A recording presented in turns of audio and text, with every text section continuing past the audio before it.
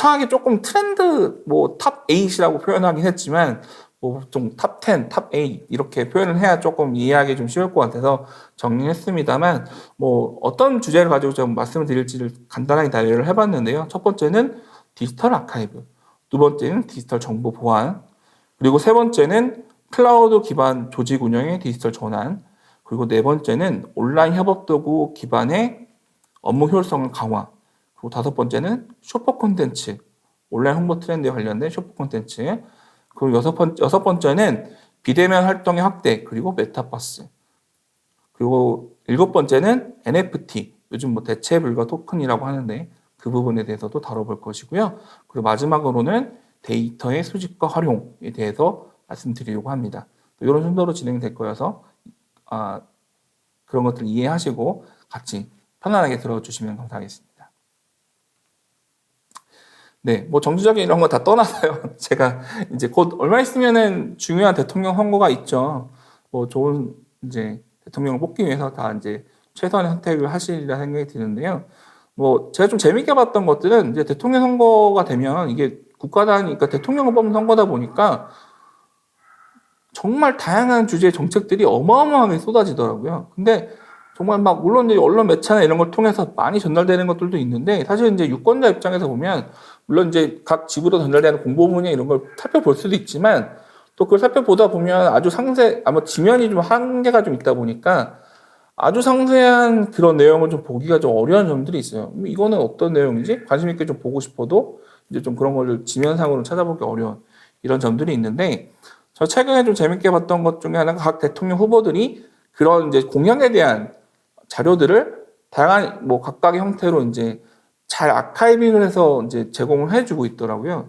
특히 이제 예를 들면 국민의힘 후보의 윤석열 후보의 경우에 보면 재밌었던 거는 요즘에 많이 활용되고 있는 그 노션이라고 하는 서비스가 있습니다. 나중에 저희 교육대는 노션을 별도로 다뤄보기도 할 텐데요.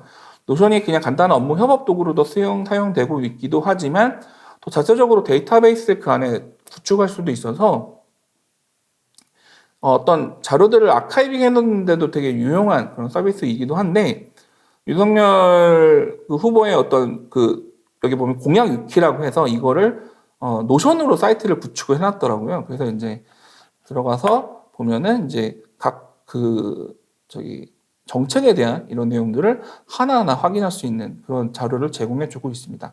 간단하게 내용을 확인해 보면요. 이렇게 되어 있어서 뭐 이렇게 뭐 관련된 홍보 영상들도 있고요. 이렇게 되어 있는데 각각 들어가 보면 관련된 내용들을 하나하나 들어가서 볼 수 있게 되어 있어요. 뭐 예를 들면은 디지털 인지 양성이라는 부분을 클릭을 해보면 이것에 관련된 내용을 이렇게 상세하게 또 내용이 정리되어 있고 뭐 이것에 관련된 코멘트를 또 이렇게 달아볼 수 있도록 또 되어 있기도 합니다. 그래서 저는 좀 이렇게 시도했다는 것이 또 이걸 또 다른 뭐 정말 많은 예산을 들여서 별도로 사이트 구축했다기보다는 또 노션이라는 솔루션을 활용해가지고 이렇게 구축해놨다는 것이 좀 신선하게 느껴지기도 했습니다. 같이 이제 경쟁하고 계시는 이재명 후보, 더불어민주당의 이재명 후보의 경우를 보면 제명인의 마을이라는 사이트를 별도로 구축해서 이거는 좀 더 다양한 형태의 데이터를 여기다 구축을 해서 데이터를 이제 유권자들이 보고 활용할 수 있도록 해놨는데요. 소식들 전달해주는 그런 내용들도 있고, 뭐 실제 이제 예를 들면 정책에 대한 뿐만 아니라 현재 이제 지지자들이 유머 유세차 활동들이 어떻게 진행되고 있는지를 볼 수 있고, 이제 시민들이 올려놓은 사진들 이런 것들도 여기서 볼 수도 있고요. 또 자료 참고나 이런 걸 통해서 이제 실제로 아카이빙 해놓고 여기서 이제 검색해서 자료를 볼 수 있도록 하는 부분도 있습니다. 이런 것들을 유권자들이 좀 손쉽게 확인할 수 있도록 제공해주고 있다는 것이 불과 이제 5년 전과 비교해봐도 큰 변화의 차이라고 보는데 그만큼 이제 자료를 이제 아카이빙 해놓고 이렇게 이용할 쉽게 제공하는 이런 것들이 이제 큰 변화의 흐름이라고 볼 수 있는데 실제로 비영리 영역에서도 정말 많은 자료들을 갖고 있어요. 근데 그것들은 이제 어떻게 잘 정리해서 제공하느냐 이런 것에 대한 좀 고민들을 실제로 많이 갖고 계시더라고요. 저희 센터가 아카이브 센터라고 하는 그 아카이브 한국문헌정보기술의 어떤 자회사로 이제 만들어진 스타트업인데 거기가 이제 디지털 아카이브를 구축을 도와주는 그런 솔루션을 이제 제공해 주고 있어서 제가 2월 달에 입문 교육을 온라인 교육으로 진행하기도 했었고 실제로 이제 몇몇 비영리단체들을 선정을 해서 실제 그 솔루션을 제공해 주면서 디지털 아카이빙 구축을 도와주는 이런 프로젝트를 진행하기도 했습니다. 그래서 오프라인에서 되게 오랜만에 오프라인 교육도 진행하면서 저희가 진행했었는데요. 좀 생소한 주제일 수도 있겠다 싶어서 한 50명 정도 하면 정말 많이 신청하시겠다라 생각했는데 실제 교육 신청을 180명 넘게 신청을 해주셔서 저희도 되게 깜짝 놀랐던, 그만큼 비영리 현장 영역에서 각각 활동 영역들이 정말 다양하잖아요. 환경도 있고 뭐 젠더 이슈에 관련된 부분들도 있고 밖에 여러 각 영역 정책 영역에 관련돼서 활동하시는 것들 부분들도 있고요. 뭐 청년 부분에 대한 부분도 있고 정말 다양한데 그 영역에서 이제 활동력이 쌓이다 보면 여러 가지 기록들이 쌓이잖아요. 그런 것들을 효과적으로 시민들에게 보여줄 수 있는, 제공해 줄 수 있는 그런 아카이빙에 대한 고민들을 정말 많이 하고 계시더라고요. 그래서 이미 이제 뭐 많이 이용하고 계신 시민사회단체 연대회의 같은 경우도 이 아카이브 센터의 솔루션을 활용해서 시민사회단체 연대회의 아카이브를 구축해 놓기도 했고요. 강서 아카이브는 이제 강서 지역에, 서울 강서 지역에 문화예술 관련된 이런 활동들을 아카이빙 해놓은 사이트를 구축해 놓기도 했고, 이제 노회찬 재단에서는 노회찬 아카이브라는 걸 구축을 해서 관련된 활동들, 사진이라든지 관련 기록물들을 이렇게 제공해주는 이렇게 솔루션 전체가 몇 건이 있고 그 중에 사진 몇 개 이렇게 실시간으로 보여주는 것들을 제공해주고 있기도 합니다. 그래서 이런 것들을 구축하는 뭐 솔루션도 이미 나와 있고 실제로 그걸 도입하는 단체들도 늘어나고 있는데요. 저희 센터도 그래서 그런 것들을 좀 올해 좀 지원을 많이 해보려고 아카이브 센터와 협력을 맺어서 이제 이렇게 협약도 맺어서 파트너십을 맺고 지원할 계획인데 그만큼 현장의 니즈가 좀 많이 늘어났다고 판단이 돼서 저희가 하고 있습니다. 그리고 두 번째는 이제 디지털 정보 보안에 대한 부분이에요. 정보 보안은 여러 가지 영역이 있는데 저는 우선 크게는 좀 두 가지 영역으로 나눠서 생각을 좀 해봤습니다. 첫 번째는 조직 내부 정보의 관리 영역이고요. 두 번째는 고객, 그러니까 비영리단체에게는 고객이라는 것이 이제 회원이 주로 되겠죠. 회원에 대한 정보 관리 영역이 될 거예요. 첫 번째 조직 내부 정보 관리에 대한 부분은 뭐 첫 번째를 말씀드리면 우리가 많이 익숙한 그러니까 디지털 정보 보안이라고 하니까 보통 우리가 바이러스 같은 걸부터 첫 번째로 생각하시게 될 거예요. 그래서 보통 이제 뭐 알약이라든지 V3 같은 것을 많이 이용하고 실제 이용하고 계실 것이고요. 네, 그래서 이제 악성 코드라든지 불필요한 바이러스 같은 거를 이제 막아주고 걸린 부분을 이제 치료해주는 이런 솔루션들, 다양한 솔루션들을 이제 이용하고 계실 거고, 이제 저희 테크숲에서도 저희가 운영하고 있는 테크숲에서도 이제 뭐 비트 디펜더라든지 노턴 안티바이러스 같은 것들도 노턴 세큐리티도 제공해주고 있고요. 뭐 그밖에 또 아바스트 같은 좋은 솔루션도 많이 활용되고 있는 솔루션이기도 합니다. 또 그밖에는 잘 모르시지만 윈도우에도 윈도우 디펜더라고 하는 기본적으로 깔려져 있는 강력한 보안 프로그램이 있어요. 보통 정품 소프트웨어를 사용을 하라고 많이 말씀을 드리는 이유들이 뭐 라이센스, 그러니까 불법 소프트웨어를 쓰면 라이센스를 침해하는 뭐 이런 것 때문에 그런 문제도 있지만 사실은 보안의 문제가 가장 큽니다. 뭐냐면 아마 이용하시다 보면 뭔가 계속 업데이트되거나 보안 패치가 이루어지는 경우들이 있는데 이게 그런 것들이 계속 업데이트가 되다 보니 그것을 막아주는 보안 프로그램도 좀 더 업데이트가 되어야지 그걸 대응할 수가 있는데 불법 소프트웨어를 사용하게 되면 정품이 아닌 걸 사용하게 되면 그런 보안 패치가 정상적으로 이루어지지 않아요. 그렇기 때문에 악성 코드라든지 이런 건 쉽게 노출되기가 마련이죠. 그렇기 때문에 정품만 잘 사용하셔도 사실은 기본적인 악성 코드나 바이러스로부터는 요즘 워낙 보안 프로그램이 잘 되어 있어서 그런 걸 잘 막아주기도 합니다. 그리고 두 번째로는 뭐 단순히 이런 악성 코드뿐만 아니라 이제 우리가 일을 하다 보면 되게 다양한 자료를 취급하게 되는데 저기 업무 협업에 관련된 얘기할 때도 좀 말씀을 드리겠지만 우리 아마 제가 알기로는 오늘 참여하시는 계신 여러 단체에서도 단체 기관용 뭐 이메일이라든지 또는 업무용으로 활용하고 계신 뭐 메신저 같은 것도 보면 뭐 포털 메일, 다음 메일이라든지 뭐 네이버 메일이나 지메일 같은 개인 메일을 사용하시는 경우가 상당히 많으신 걸로 알고 있고요. 또 메신저도 아마 업무용으로 대부분 아마 카톡을 많이 쓰고 계실 거라 생각이 들어요. 카카오톡이요.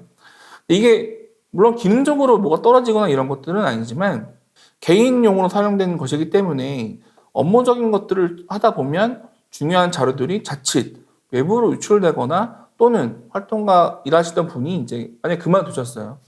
그렇게 되는 경우에 되게 중요한 업무에 대한 자료가 계속 그분의 이메일 조직을 떠나신 그분의 이메일에 남게 되는 상황이기 때문에 어떤 그 일을 했던 기록이나 이런 게 조직 내부에 자산화되지 못하고 외부로 유출되는 이런 모양이 될 수도 있고, 실제 저 같은 경우도 몇 번 업데이트된 내용들을 저도 사례들을 들어본 적들이 있는데, 뭐 예를 들면은 인권 관련된 활동을 하시는 단체의 어떤 활동가 분께서 실수로, 그러니까 인권 관련된 부분 좀 약간 취약계층에 관련된 정보들 갖고 그 개인 정보를 갖고 있잖아요.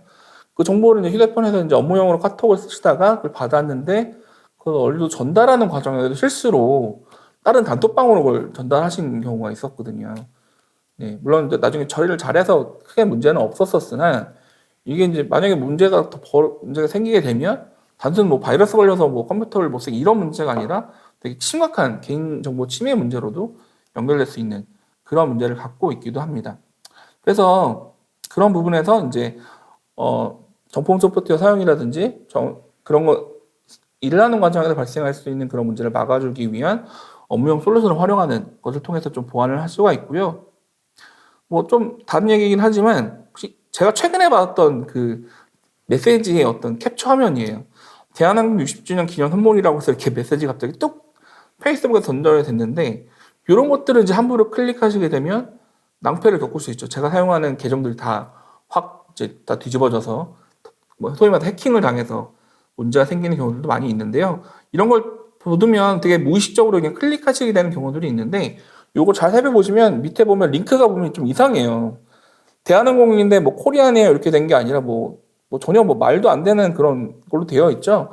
그렇기 때문에 좀 불확실성인 것들이 갑자기 뭐가 뜬 것이 뭐가 날라오고 이런 경우가 있으면 그런 것들 좀 유심히 보셔야 될 경우가 많이 있습니다. 이메일 같은 것도 마찬가지인데요. 이메일도 보면 뭐 마치 네이버에서 보낸 것처럼 뭐 메일이 오는 경우들이 있어요. 뭐 네이버에서 보낸 것처럼 녹색 로고가 들어가 있고 막 이렇게 오는데, 자세히 살펴보면 뭐 네이버 메일이 네이버닷컴이 아니라 뭐 네이브이 아니라 네이브이ar이나 뭐 이런 식으로 교묘하게 잘 안 보이게 이렇게 바꿔져서 있는 경우들이 있거든요. 참 그런 것까지 확인해야 되냐라는 좀 안타까움이 있지만, 안타깝게도 저희가 좀 그런 걸 잘 확인해야 되는 좀 그런 환경이 됐습니다. 만약 그런 걸 잘 확인하지 못해서 잘못 누르는 경우에는 나도 모르게 바이러스에 감염이 되거나 계정이 해킹이 당하거나 이런 문제가 생기게 되기도 하고요. 그렇기 때문에 요즘에는 되게 다양한 솔루션을 이용하다 보니까 뭐 옥타라고 하는 여러 가지 계정들을 통합적으로 관리해주는 이런 솔루션인데, 뭐 이런 걸 활용하는 경우들도 많이 늘어나고 있는 과정이에요.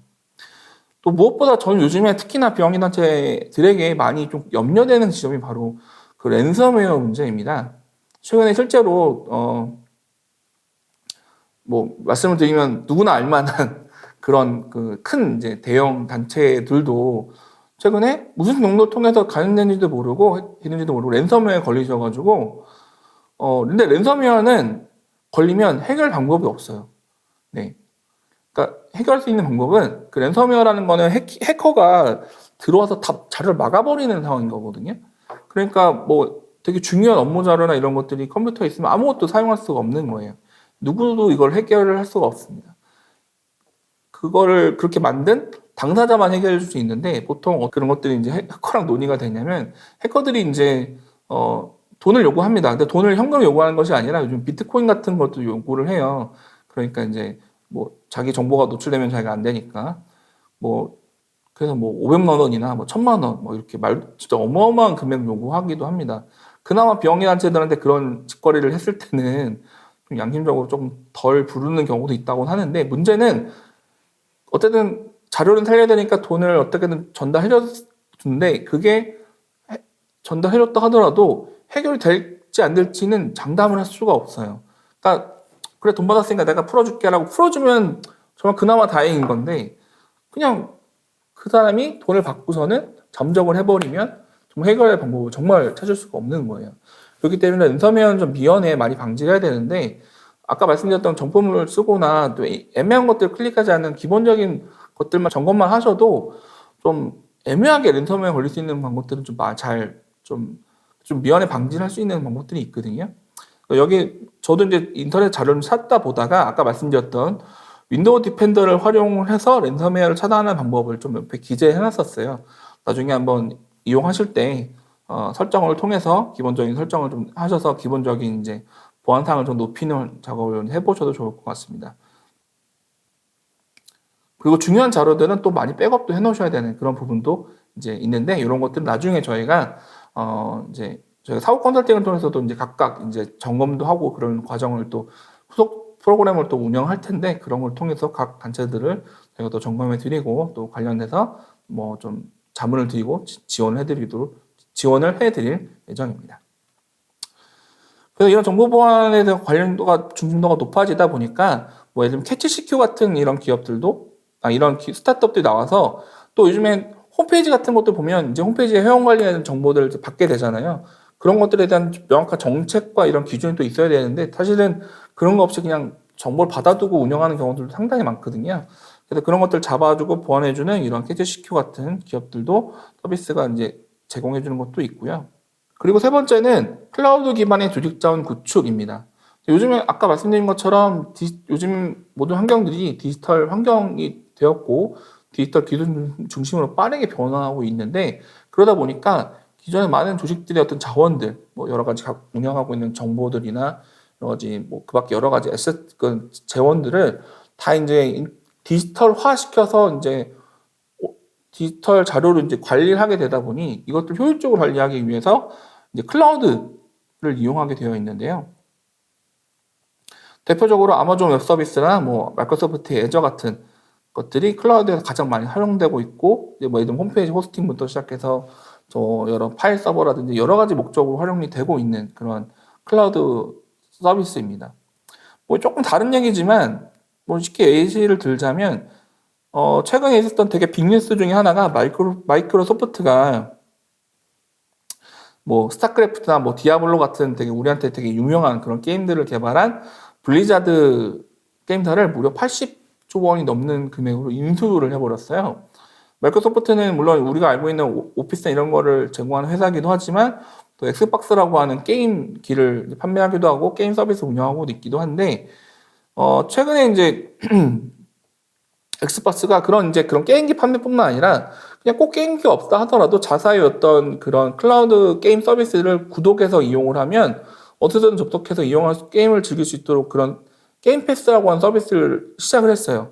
그러다 보니까 이제 이런 걸 인수하면 그런 게임 패스에 블리자드의 되게 유명한 게임들이 들어가게 되니까 뭐 여러 가지 효과들을 이제 감안해서 이렇게 할 텐데 이런 것들이 보면 예전엔 누구나 게임을 하려고 그러면 고가의 뭐 컴퓨터나 고가의 게임기를 이제 가지고 있어야 즐길 수만 있다고 우리가 생각을 했었는데 이제는 인터넷이 어디든 연결될 수 있는 환경이기 때문에 꼭 그런 게 아니다 하더라도 이제 게임 같은 것들조차도 이제 클라우드에 연결되어 있으면 즐길 수 있는 이제 클라우드에서 이제 그런 이제 고성능의 그런 것들을 계산해서 화면만 전송해주는 이런 개념이 되니까 근데 그런 것들은 이제 마이크로소프트가 노리고 이제 어마어마한 금액을 가지고 게임사를 인수하고도 있는 그만큼 이제는 클라우드화 되어 가고 있으니 그 클라우드에 어떤 콘텐츠를 다 담아낼 거냐 이런 전쟁들을 지금 이제 공룡 기업들은 IT 공룡 기업들은 좀 전쟁을 벌이고 있는 과정이기도 합니다. 그런 환경이 됐기 때문에 이제 아직은 뭐 저희가 바로 이렇게 넘어가는 단계는 좀 더 기다려 봐야 되겠지만 우리가 뭐 예를 들면 영상 작업을 하거나 이럴 때 보면 되게 고성능의 컴퓨터도 많이 필요할 수 있잖아요. 근데 그런 걸 하려고 그러면 되게 구매도 많은 돈을 들여야 되고 유지 보수에도 돈을 많이 들여야 되는 문제가 발생하기도 합니다. 그렇기 때문에 요즘에는 가상 컴퓨터라 그래서 이 클라우드 연결되어 있으면 그것과 연결해주는 이런 디바이스나 별도의 소프트웨어 솔루션만 저희가 이용하면 이렇게 작아 보이는 이런 작은 요거는 이제 라즈베리 파이라고 하는 그런 이제 일종의 소형 컴퓨터인데 이런 걸 활용하면은 되게 고성능의 그러니까 중앙 서버에 있는 컴퓨터 성능 어마어마하게 좋잖아요. 그것과 연동이 돼서 그것의 성능을 이 작은 컴퓨터로 이용할 수 있는. 그러니까 요거는 비용이 하나가 되게 저렴하니까 뭐 큰 기업들은 물론이고 작은 조직이라 하더라도 이런 것도 활용한다 그러면 이제 고성능의 그런 컴퓨팅 서비스를 이용할 수 있는 그런 환경도 되었다는 거죠. 나중에 이 영상을 제가 이거 담아왔는데요. 영상 좀 길어서 좀 보여드리긴 어렵지만 실제로 아까 보여드렸던 이 M 컴퓨팅이라고 하는 이 디바이스를 기획해서 제작해서 판매하는 분이 이제 실리콘밸리에 있는 기업인데 한국이신 분이 통영기를 대표라는 분이 이제 대표인 기업인데요. 이건 또 어떤 것인지에 대한 소개 영상이에요. 나중에 한번 이런 것도 있구나라는 것도 좀 참고해 보시면 좋을 것 같습니다. 이런 이제 기본적인 거대한 단위에서의 그런 클라우드뿐만 아니라 저희 이제 기본적인 조직 단위에서 좀 더 생각을 해본다 그러면 기본적인 업무용 자료들, 문서 자료도 있을 것이고요. 뭐 사진 자료도 있을 것이고 요즘에 영상도 많이 하니까 영상 자료도 있을 것이고 다양한 자료들이 있을 것인데 그런 것들을 뭐 업무용으로 활용하는 뭐 구글 워크스페이스라든지 뭐 마이크로소프트 365 같은 클라우드 기반의 업무 협업 서비스들을 보면 이제 저장 공간도 같이 제공해주고 있고 거기에 자료를 다 올려놓음으로써 또 조직 기반을 거기다 구축해 놓고 그 기반으로 이제 업무 협업을 진행하는 것이거든요. 그래서 그런 환경들도 이미 구축이 돼서 많이 활용을 하고 있다. 왜냐면은 이걸 기반으로 단순히 뭐 이메일 이런 것뿐만 아니라 심지어 이거 기반으로 문서 작성, 뭐 프레젠테이션, 설문 도구, 심지어 이제 이거 가지고 사이트도 구축할 수 있는 그런 기능들을 같이 제공해주고 있고 또 저장 공간 같은 드라이브도 같이 제공해주고 있기 때문에 이제 이렇게 구축한 클라우드 기반의 조직 자원을 기반으로 이제 조직의 활동들을 다양하게 확장시켜 갈 수 있는 기반을 마련할 수 있다는 거죠. 그리고 그 밖에도 뭐 드랍박스라든지 또 박스 같은 뭐 이런 저장 공간을 제공해주는 클라우드 서비스가 또 같이 있고요. 또 요즘에 또 사진과 제가 또 상담을 다니다 보면 사실 문서 자료나 이런 것도 용량이 크지 않은데 가지고 계신 사진이라든지 영상 같은 게 용량이 워낙 크니까 그래서 뭐 나스를 써야 되냐, 뭐 외장하드 큰 거 써야 되냐 이런 고민들 하시는 경우들도 되게 많이 봤어요. 뭐 그런 경우에는 뭐 구글 포토라든지 플리커 같은 이런 그것에 관련된 미디어에 관련돼서 전문 이제 클라우드 서비스를 활용해서 좀 구축하고 개별적으로 이제 활용할 수 있는 방법도 있기도 하고 영상 같은 거는 비메오나 유튜브 같은 걸 활용해도 좋습니다. 그러니까 유튜브는 물론 이제 우리가 막 뭐 시민분들이 우리 채널을 막 구독하고 해서 많이 봐주고 홍보도 되는 이런 효과로서도 유튜브를 이용하기도 하지만 이제 사실은 모든 영상들을 다 이제 하드에만 저장해놓고 보면 사실 그런 의미가 누가 찾아보기도 어렵고 하기 때문에 어떤 아까 말씀드린 아카이빙 차원에서도 좀 그렇고 동영상 자료의 저장이라는 목적에서도 유튜브는 활용성이 되게 그런 의미에서 되게 높은 것 장점이 많은 그런 서비스라고 이해하시면 좋을 것 같아요. 당장 누가 보지 않다 하더라도 쌓아놓으면 이 영상 링크를 여기저기 이제 뿌려줄 수도 있고 홈페이지 같은 데다가 이제 사이트에다가 홈페이지를 하나 만들 때 이제 홈페이지 자체에다 영상을 입히면은 넣으면은 용량을 많이 차지하니까 되게 뭐 호스팅비가 들어가거나 많이 어려움이 생기는데 유튜브에 올려놨던 영상을 끌고 와서 그냥 보여주게 만들면 뭐 그런 거 없이 그냥 영상을 편리하게 담아낼 수 있는 그런 방법들이 있거든요. 그래서 이제 용량이 큰 사진이나 영상 자료들은 이런 유튜브나 또 비메오 같은 솔루션을 활용해 볼 수 있다. 이제 그런 것들 좀 이해하고 저희가 클라우드 기반 조직 자원의 구축에 좀 관심을 가질 필요가 있다라고 말씀을 드릴 수 있겠습니다.